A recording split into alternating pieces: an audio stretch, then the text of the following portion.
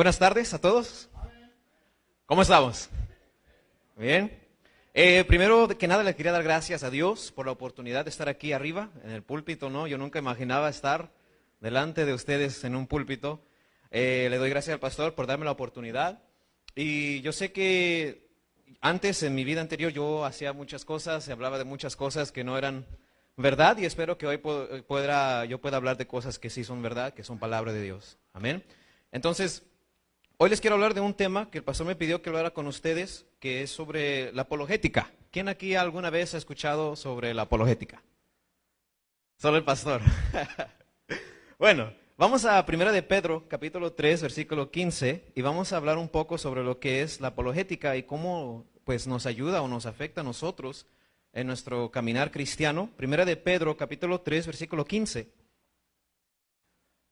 Habla de algo que Pedro nos instruye, y nos instruye en la iglesia, a todos los de la iglesia, a los cristianos, en cómo nosotros debemos de actuar delante de personas que son incrédulas, personas que no creían. Acuérdense que en ese tiempo Pedro estaba enfrentando judíos que no creían que Jesús era el Mesías, ¿sí o no?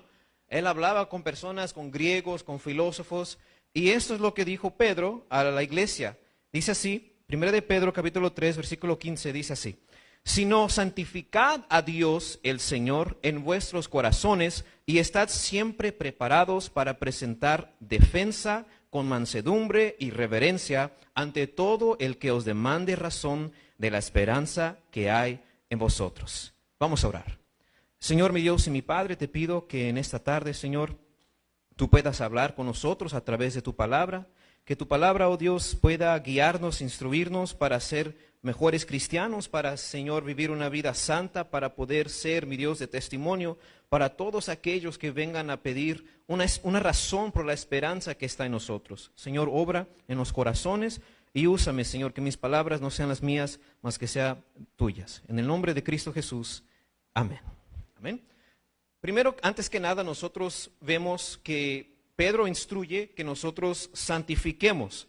¿Sí o no dice así? Sino santificad a Dios el Señor en vuestros corazones. Y en algunas versiones más recientes dice santificad a Cristo como Señor en vuestros corazones. Y esto es muy importante para nosotros antes de poder dar alguna defensa por la cual nosotros queramos defender nuestra fe.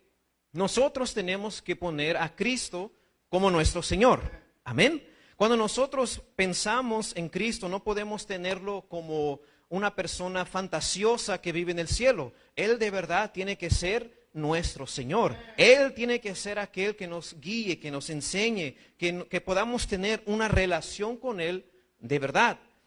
¿Y cómo es que nosotros podemos hacer eso? ¿Cómo es que nosotros santificamos? Yo creo que como buenos bautistas, ¿verdad? Yo creo que ya saben todos qué significa santificar. La palabra santificar en griego es agiasmos, y eso significa separar. O sea, separar algo es lo que significa santificar. Y nosotros tenemos que santificar a Dios en nuestros corazones, ponerlo por alto, ponerlo por separado.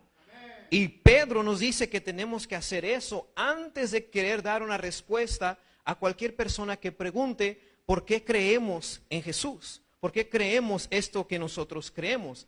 Y la pregunta para ustedes hoy, antes de continuar, es ¿por qué son cristianos?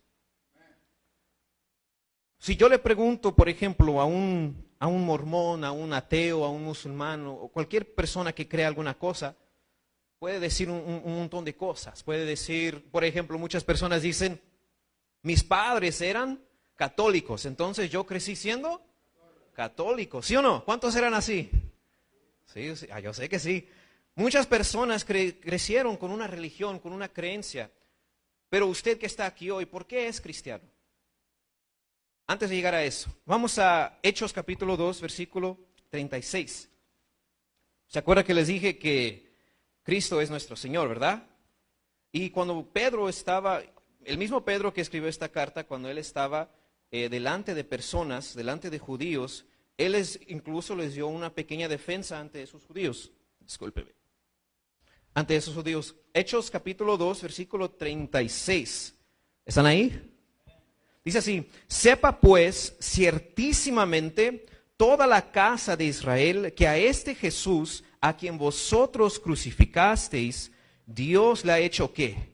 Señor y Cristo. Entonces, antes de nosotros dar aquella respuesta a esa pregunta que nosotros acabamos de escuchar, porque somos cristianos, tenemos que entender cómo ser cristianos y cómo es Jesús actualmente. ¿Él es qué? Él es Señor y Él es Cristo. Él es Señor de nuestras vidas. ¿Un Señor qué es?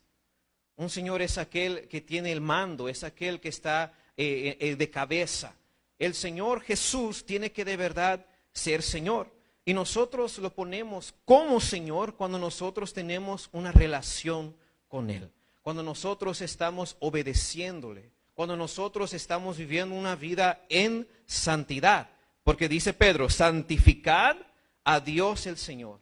Y cuando nosotros vivimos esa vida santa, cuando nosotros nos apartamos del pecado, cuando nosotros decidimos no mentir, cuando nosotros decidimos venir a la iglesia, cuando nosotros decidimos ser de verdad un pueblo santo, nosotros colocamos a Cristo como nuestro Señor. Amén. Y dice más en Juan capítulo 14, versículo 15, el Evangelio de Juan 14, 15. Vamos a andar por muchos versículos, espero que no se aburren, a ver si leen su Biblia, ¿verdad? 14, 15, dice, si me amáis, Juan 14, 15, si me amáis, guardad mis mandamientos. Si nosotros queremos colocar a Cristo como nuestro Señor, si nosotros amamos de verdad a Cristo, ¿qué vamos a hacer? Vamos a guardar sus mandamientos. Entonces, número uno, nosotros tenemos que santificar a Cristo como Señor, a Dios el Señor en nuestros corazones. Y número dos, en 1 de Pedro 3:15, vamos allá de nuevo para poder continuar leyendo. Dice, y estad siempre preparados ¿para qué? Para presentar defensa. ¿Dice ahí? Para presentar defensa. A veces muchas personas tienen esta idea que nosotros no podemos estar discutiendo con nadie, peleando con nadie. Y es verdad, no podemos pelear, no deberíamos pelear. Pero Pedro nos enseña que debemos de estar preparados para defender. Nuestra fe no es una fe, como el pastor dijo en la mañana, no es una fe que tenemos a ciegas. No es una fe que confiamos solo por confiar, porque alguien nos dijo. Y si usted está aquí hoy y tiene una fe así, pues les quisiera ayudar a fortificar su fe, a que tuviera una fe de verdad en cosas que podemos verificar. Porque la diferencia entre un musulmán, la diferencia entre un mormón, la diferencia entre un testigo de Jehová y nosotros, los cristianos de verdad, es que nosotros estamos basados en la veracidad de los acontecimientos de la Biblia. Amén. Los mormones, los musulmanes se basan en cosas que no son comprobables, que son falsas, que podemos comparar con la Biblia y podemos ver que es falso, que es equivocado. Pero si nosotros tenemos a nuestra disposición la veracidad de la Biblia, ¿por qué no usarla para defendernos? Cuando alguien les pregunte, Pedro nos dice que estemos preparados para defendernos, para defender. Y la palabra defender es apologian en griego, defender. Y de ahí nace la apologética, que es la defensa de la fe. Hoy en día hay varios apologistas, hay personas que defienden la fe delante de los musulmanes, delante de los mormones. Hay apologistas que se ponen y debaten con ateos a defender la fe. Cuando nosotros vemos que Pedro está hablando aquí, defiendan su fe, es porque es algo que es normal de los cristianos. Y es algo que debería ser lo normal también en nosotros. Yo les hago una pregunta. ¿Cuántos jóvenes hoy en día entran a la universidad y les hacen una pregunta, una pequeña pregunta básica sobre la fe, y ya empieza a dudar? Y dice, ¿sabes qué? El cristianismo no es real. ¿Cuántos son así hoy en día? ¿Cuántos hoy van a un trabajo secular y les hace una pregunta que no saben responder y ya quieren abandonar su fe? ¿Por qué? Porque no están preparados para defenderse. Y nosotros tenemos que estar preparados. A lo mejor usted que está aquí, que es padre, que es madre, a lo mejor sus propios hijos, están dudando de su propia fe porque no saben cómo defenderse. Y ustedes los ven cómo se van cada vez más en el mundo, cada vez más en ideologías que son del mundo, ideologías de género, el ateísmo, el agnosticismo, y no sabemos cómo ayudarles porque no sabemos cómo defendernos. Y es por eso que nosotros tenemos que tener eso dentro de nosotros, querer defendernos. Y de ahí nace la apologética, de ahí es donde yo quiero hablarles hoy, la importancia de la apologética delante de un mundo que cada vez cuestiona nuestra fe más y más. Y nosotros podemos verlo también en Judas, nomás hay un capítulo, es una carta corta, Judas versículo 3. Antes de llegar al libro de Apocalipsis, nosotros vemos la epístola de Judas, que igual que Pedro también nos instruye a hacer lo siguiente.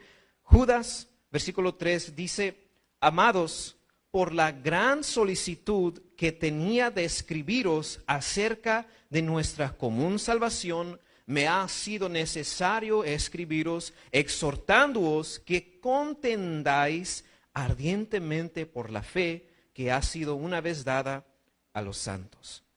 Entonces, no hay que pelear, no hay que querer agarrarnos a golpes con nuestros amigos, ¿verdad? Ateos, agnósticos, pero sí debemos de tener un deseo de defendernos, un deseo de poder decir, ¿sabes qué? Yo soy cristiano por la siguiente razón. Yo soy cristiano porque yo sé que es verdad. Yo soy cristiano porque hay evidencia de lo que yo creo y cuán verdad es.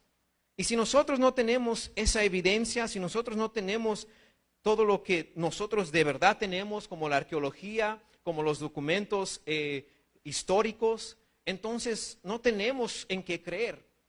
Y el pastor estaba hablando incluso de esto en 1 Corintios. Si Jesucristo no ha resucitado, en vana es vuestra fe.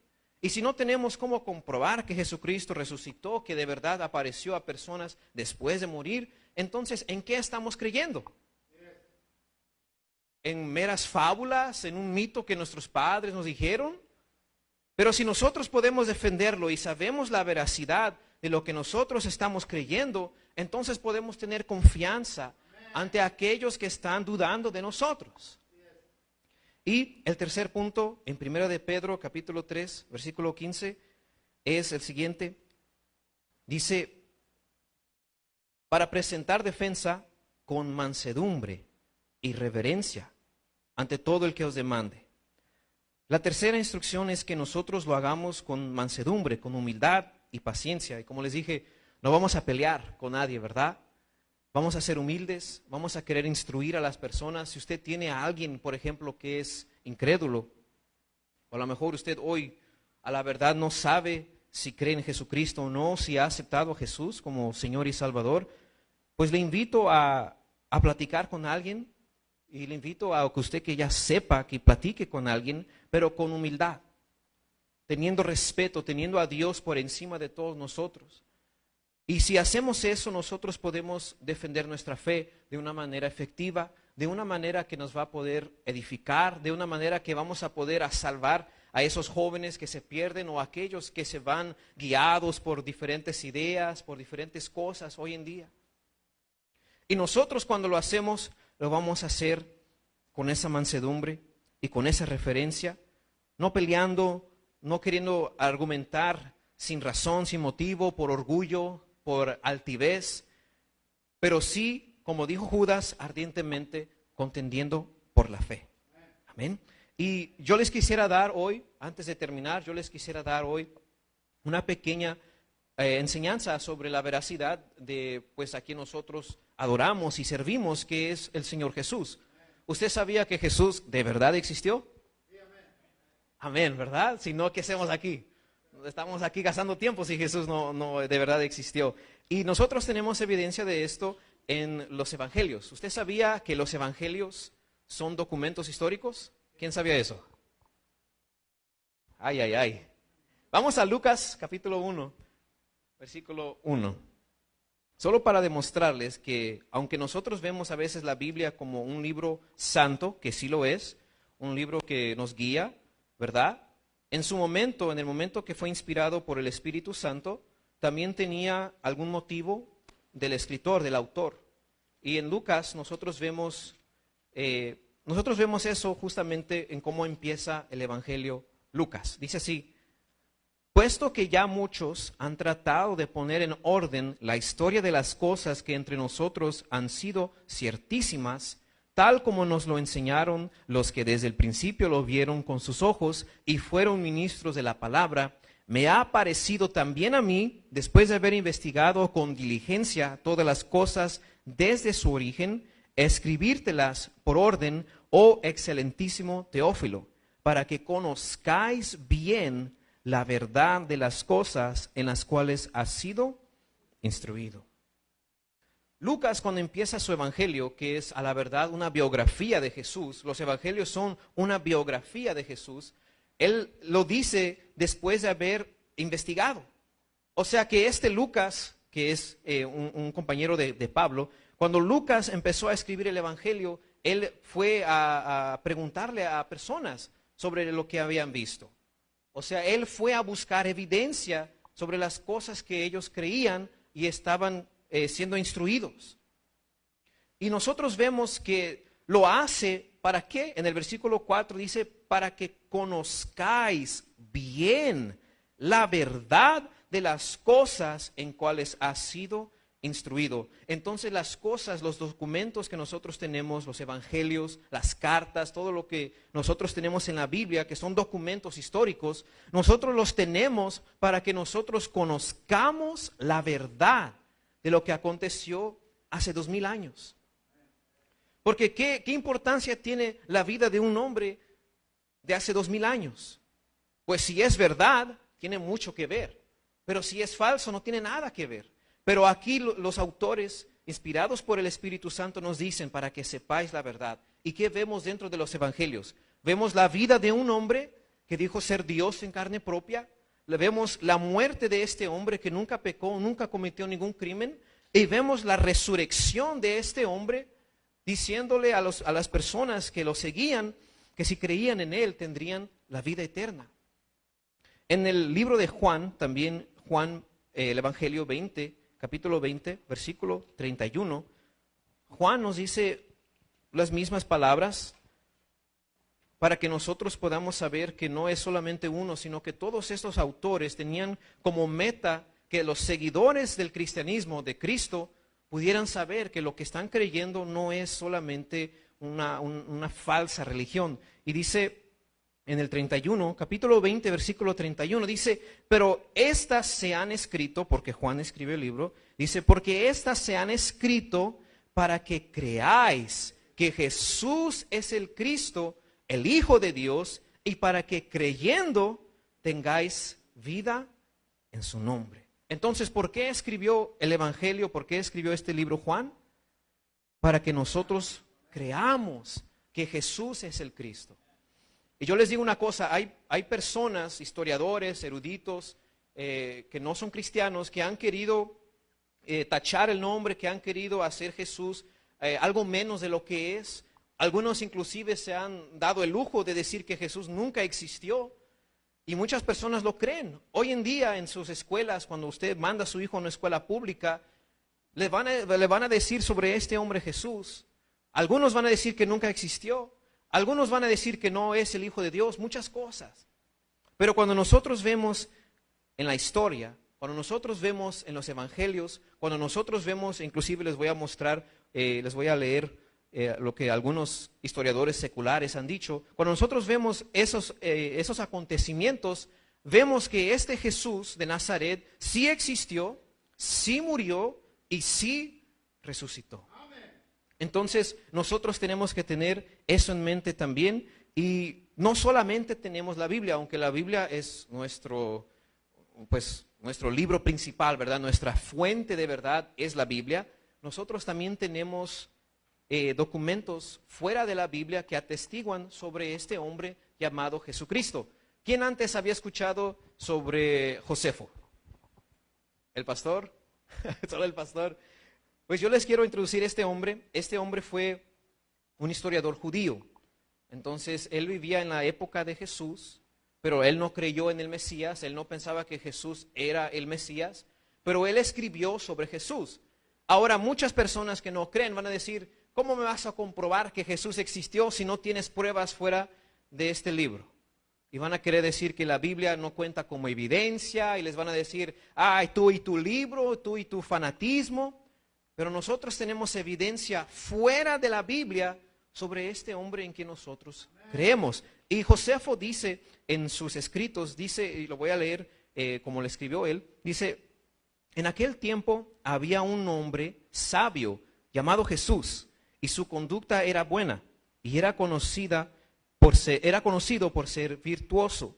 Pilato lo condenó a ser crucificado y a morir. Pero aquellos que se habían convertido en sus discípulos no abandonaron su discipulado. Informaron que se les había aparecido 3 días después de su crucifixión y que estaba vivo. Entonces nosotros tenemos evidencia fuera de la Biblia que Jesús murió, primero que Él vivió, Jesús murió y que Él, según sus discípulos, resucitó. Entonces, aquí ya tenemos evidencia de varios lugares que Jesús sí existió. Y la cosa más importante es que Jesús de verdad resucitó. Porque esa es la parte importante, como dice Pablo. Si Jesucristo no resucitó, vana es vuestra fe. Nuestra fe es vana si Jesús no resucitó. ¿Por qué? Porque entonces Jesús estaría aún muerto dentro de una tumba. Pero según los historiadores, como Josefo, como Tácito, como Luciano, según estas personas, Jesús de verdad resucitó. Entonces, nosotros podemos tener confianza en la veracidad de lo que nosotros creemos. Entonces, esta es solamente una pequeña enseñanza sobre la veracidad de la existencia de Jesucristo, para que nosotros podamos tener fe, para que nosotros podamos tener confianza, que cuando nosotros salimos al mundo y nos empiezan a cuestionar, podamos decir, no, a la verdad Jesús sí existió. ¿Sabían que 99.99% de los historiadores están de acuerdo que Jesús de verdad existió? Entonces, cuando una persona viene y le dice, Jesús no existió, ¿qué va a decir usted? Pues todos dicen que sí existió. Entonces, cuando ustedes no me van a ver la cara, ¿verdad? Pues yo ya sé. Y es por eso que nosotros tenemos que tener en cuenta la importancia de la apologética, para que nosotros podamos dar esa defensa. No, ¿sabes qué? Jesús sí vivió, sí existió, sí murió y sí resucitó. Y por eso yo creo en Él. Yo no creo en Él porque me dijeron que creyera. Yo no creo en Jesucristo porque es mi religión. Yo no creo en Jesús solamente porque escuché y vengo a la iglesia y aparento serlo. Yo creo en Jesucristo porque de verdad existió, de verdad murió, pero también de verdad resucitó. Y si yo creo en Él, Él me da vida eterna. Y eso lo podemos decir a quien sea. Porque la historia lo comprueba, porque la Biblia lo comprueba, porque la arqueología lo comprueba. Entonces, cuando nosotros pensamos en cómo actuar delante de las dudas, delante de las preguntas, delante de personas que nos quieran decir, tu fe es falsa, tu fe no existe, tu fe no es de verdad, usted puede tener confianza, usted puede tener ese coraje de decir, no, lo que yo creo de verdad es verdad. Lo que yo creo de verdad aconteció. Lo que yo creo no es como las religiones de las otras personas, que son falsas, que no tienen evidencia, que cuando es comparada con la Biblia, no se compara. Y nosotros tenemos que tener esa confianza. No una confianza a ciegas como muchas personas. Y no está mal que a lo mejor usted crea sin ver, como dijo el pastor, ¿verdad? Muchas personas simplemente escuchan que Jesús murió por ellos y lo aceptan, y eso no está mal. Pero también podemos tener confianza que no los estamos engañando, que no hay nada engañando a ustedes ni a mí, sino que estas cosas son reales. Y que si nosotros ponemos nuestra confianza en Jesucristo, si nosotros ponemos nuestra confianza en Dios, que lo levantó de los muertos, nosotros tenemos esa vida eterna. Pero lo que yo quisiera para ustedes es que pudieran tener ese deseo también de defenderse. La apologética. A lo mejor ustedes no salen mucho a evangelizar, no sé cómo sea su vida. Yo sé que he tenido que salir más yo. En Tijuana yo salía bastante. Y cuando usted sale a evangelizar, usted se encuentra con todo tipo de personas. Usted se encuentra con personas ateas, ¿sí o no? Con personas que dicen, yo no quiero saber nada de tu Dios. Con personas que dicen, no, tu religión es igual a las demás. ¿Por qué tengo que creer en el tuyo? ¿Por qué tengo que creer en tu Jesús? ¿Verdad? Y usted puede, si usted estudia y si usted se propone en su corazón defender su fe, usted puede decir, usted tiene que creer en mi Jesús por esas razones. Usted tiene que creer en mi Jesús porque Él murió por usted de verdad y porque Él resucitó de verdad. Y no hay ninguna otra explicación. Usted sabía que los historiadores tienen esas cosas en común, que están de acuerdo, que no hay ninguna otra explicación por la cual hoy existe una iglesia. Como dijo el pastor en la mañana, ¿por qué está esta iglesia aquí hoy? ¿Por qué estamos congregados aquí hoy? Si Jesús de verdad no existió, nosotros no existiríamos. Si Jesús de verdad no resucitó, no hay otra explicación por la cual la iglesia creció de tan gran manera. ¿Por qué la tumba estaba vacía? Usted sabía que los historiadores nunca han podido responder estas preguntas. ¿Por qué es que la tumba estaba vacía? Si habían guardias, si había una piedra grandota. Los judíos trataron de decir, se lo robaron. Pagaron a los romanos y se lo robaron. Si Jesús no resucitó, ¿por qué los discípulos murieron muertes horrorosas por Él? Ellos estuvieron dispuestos a morir muertes horrorosas, tortura horrible, por el testimonio de que Jesús resucitó. Y si nosotros no tomamos eso en cuenta, nunca vamos a poder defender nuestra fe de verdad. Y si usted sale allá a evangelizar, usted sale allá a tratar de invitar a una persona que es incrédula, que no cree, que no tiene su misma fe, usted se va a enfrentar a personas así. Y si usted tiene en su corazón también querer defender su fe, usted a lo mejor va a poder salvar a una persona de la perdición. Usted va a poder salvar a alguna persona que es atea, alguna persona que es mormona, una persona que es musulmana, una persona que está desviada, que está perdida, pero que usted pudo ayudar porque usted supo defenderse. Y esa es la instrucción de Pedro, la instrucción de Judas. Usted sabe que inclusive Pablo, cuando él escribió la carta de Gálatas a los Gálatas, era una carta apologética, defendiendo el evangelio, defendiendo la fe. Y eso es algo normal de los cristianos. Eso no es algo que debería usted tener miedo de hacer. Es algo que debería ser natural, algo que debería ser normal. Yo sé defender mi fe. Yo sé por qué yo creo, yo sé por qué. Y yo quiero compartir eso con los demás también. Entonces, si usted hoy a lo mejor dice, pues yo no sé por qué yo creo, yo no sé por qué estoy aquí, yo no sé si sea verdad, pero la historia dice que sí, y yo quiero de verdad tener esa experiencia, pues quisiera que el pastor hiciera la invitación, y esa es la predicación de hoy, para que todos podamos ser fortificados, para que todos podamos tener en cuenta la veracidad del cristianismo. Amén, hermanos. Creo que es tiempo de crecer como iglesia, de hablar con nuestros hijos y decirles, hijos, no somos fanáticos. Tenemos una fe segura en un Dios real, en un Señor que se puede rastrear.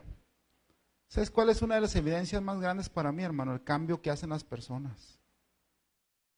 Yo no me di cuenta cuando creí en Cristo, no me di cuenta cómo sucedió, pero sí te puedo decir que me transformó completamente. Y esto no es una psicosis, esto es algo que Dios comienza a morar y a obrar en tu vida a través de un Señor Jesucristo vivo. Así que, hermano, lejos de dejar las cosas de Dios, tenemos que aprender a defender la fe, no defenderla como un fanático, como soy guadalupano y viva la Virgen. No. Por ejemplo, la imagen de la Virgen tiene como 3, 4 firmas. Sabemos que es un dibujo que alguien hizo. Y eso se comprueba con la ciencia rápido. Pero no somos fanáticos, somos creyentes de un Dios vivo. Así que si usted quiere pasar, hermano, al altar, hablar con Dios, Señor, voy a profundizar más en la Escritura. Puede ponerse de pie, hermano, y venga al altar si Dios le habló.